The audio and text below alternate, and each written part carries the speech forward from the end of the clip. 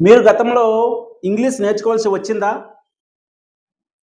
వాళ్ళు నిన్న మనల్ని కలవాల్సి వచ్చిందా? అతడు గత వారం హైదరాబాద్‌కి రావాల్సి వచ్చిందా?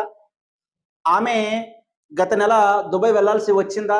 ఏదైనా ఒక పని గతంలో మనం చేయాల్సి వచ్చిందా? అని మనం ప్రశ్న అడిగేటప్పుడు హ్యాడ్ టు స్ట్రక్చర్‌లోనే అడగాలి. వీటిపైన మనం అడిగేటప్పుడు ప్రశ్నలు డిడ్ అనే హెల్పింగ్ వెర్బ్స్‌ని ఉపయోగించి అడగాలి. డిడ్ అనే హెల్పింగ్ వెర్బ్‌ని ఉపయోగించి ప్రశ్న అడగాలి. చూద్దాం. మీరు గతంలో ఇంగ్లీష్ నేర్చుకోవాల్సి వచ్చిందా? Did you have to learn English in the past? వాళ్ళు నిన్న మనల్ని కలవాల్సి వచ్చిందా? Did they have to meet us yesterday?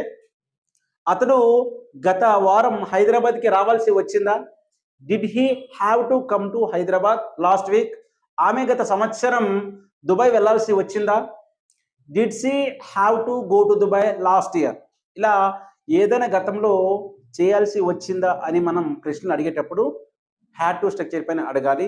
Positive ఇంపరేటివ్‌లో did అనే హెల్పింగ్ వెర్బ్స్‌ని ఉపయోగించి మనం ప్రశ్నలు అడగాలి.